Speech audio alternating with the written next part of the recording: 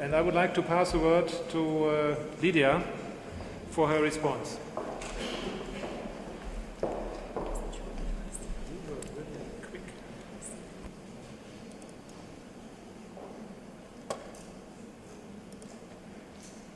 Good afternoon, ladies and gentlemen.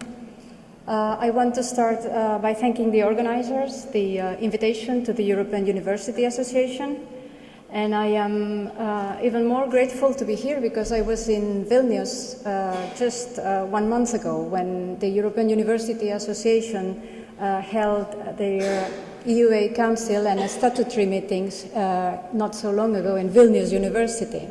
It was an event co-organized by Vilnius University and Mykolas Romeris University. And we had the presence of the minister, as it was part of the events in the Lithuanian presidency calendar. So this is it's a very nice occasion for me to be here, also to hear in live the first outcomes of this project presented by Miriam. I will structure my comments in 3 main areas. On general trends in Europe, on doctoral training, as the title of the session.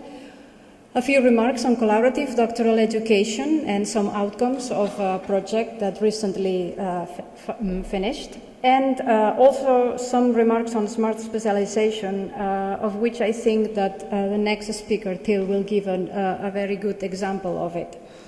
I will use my slides just as a support, so you may see lots of information and I will not get into the details of them. For those who may not be familiar with the European University Association, we are an independent stakeholder organization representing 850 universities from 46 different countries. And we have 34 national rectors' conferences that constitute our governing council. These are precisely the ones that met here not even 1 month ago. We do what we call the policy-based, evidence-based policy development. And for that, we work in basically 2 levels. We work with our universities to gather evidence and good practices on their activities.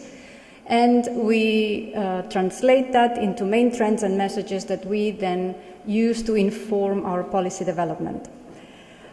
Concerning general trends on doctoral training, let me remind you of what you may have seen, the Salzburg II recommendations based on the Salzburg principles that were published in 2005 by the European University Association, which means validation by the universities and by their national rectors' conferences, and based on which the innovative doctoral training principles were also public in 2011. In the recommendations on the Salzburg II principles in 2010, we have a broader meaning of what is structured doctoral education. And it is about creating institutional environments to support doctorates and researchers in general.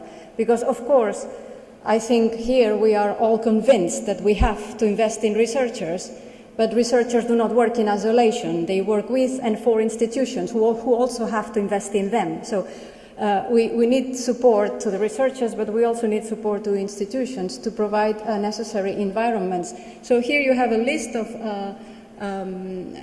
characteristics that, for us, indicate that an institution provides the right structure. Of course, it includes teaching courses, but it includes high-quality supervision, it includes good policy for admissions, development of critical mass, etc. Within that framework, I will give you a few slides on some outcomes of a survey that the EUA has conducted this year with the universities in the framework of the Memorandum of Understanding that we signed with the Commission in July last year. We can say that there is a large share of universities that do have some structure in the sense of institutional structures for doctoral education, be they called doctoral schools or graduate schools or research schools. Names are diverse. They are established at many different levels, program level, faculty, whole institution, etc.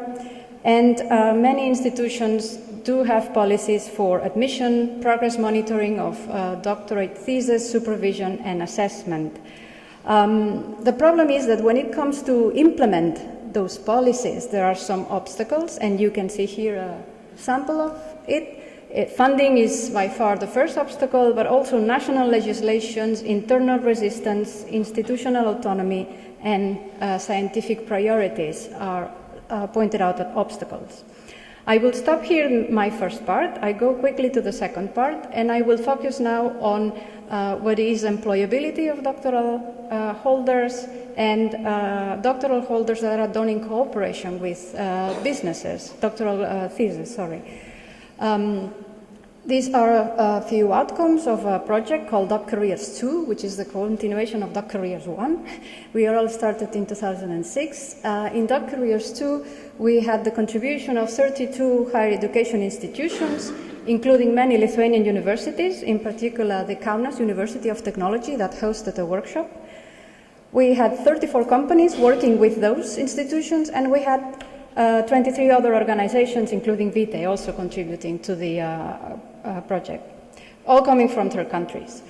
We have here a list of main messages that you may have seen not only from EUA studies, but also in other studies, and I will only focus on the main elements that stood out more kind of in a special way from this second project.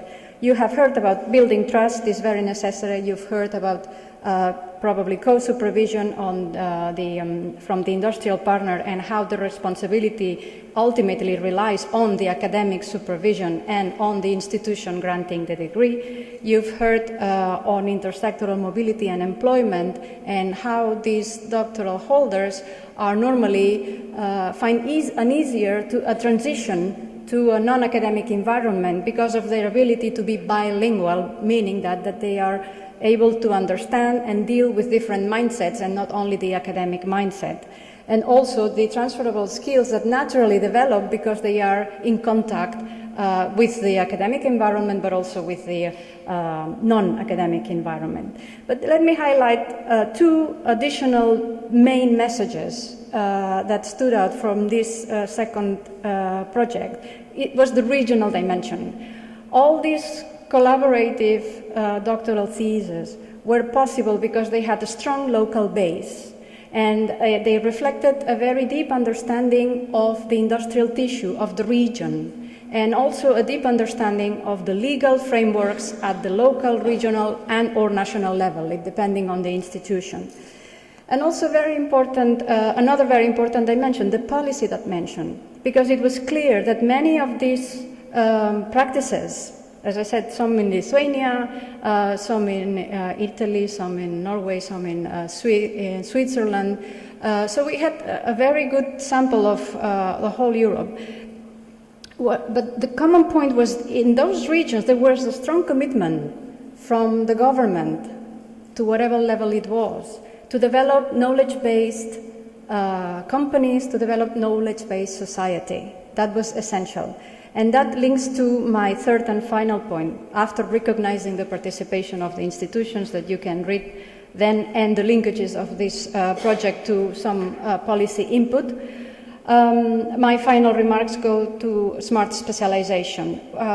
We held a workshop together with the Joint Research Center, the Institute for Perspective Technology and Studies in Sevilla earlier this year, to address the issue of the contribution of universities in drafting the smart specialization strategies. I'm sure you all know that now many regions in Europe are preparing their ex-ante conditionality, preparing their research and innovation regional agendas. And in that workshop, we brought together for the first time high-level leaders in the university sector, rectors and vice-rectors, and high-level representatives from regional agencies. Out of this meeting, there is a report that's been published and shortly will be printed out with a preface by Commissioner Gegenquin and Commissioner Hahn, and also by a member of the European Parliament, the Portuguese member Maria de Graça Carvalho. Among the several issues and recommendations out of this first workshop, there was an absolute recognition of the need to integrate clearly the role of universities in defining the regional and innovation strategies. And when I mean really, I really mean really, because it is not enough to say it, which we know that happens in some regions. You really have to do it for that to be successful. And just to highlight another important recommendation issued from that very special framework that never met before, universities and regions, is the development of incentives for researchers' careers, and to provide space for business creation, particularly knowledge-based. And last but not least, to ensure the sustainability of these measures, because many universities and regional agencies reported that once the structural funds are over, things fall off. And then to rebuild all those processes takes a lot of time. So I think that Horizon 2020 and the new structural funds, particularly with that big share devoted to research and innovation, offer an excellent opportunity for Europe to take on all these funding opportunities and really invest in researchers. Thank you very much.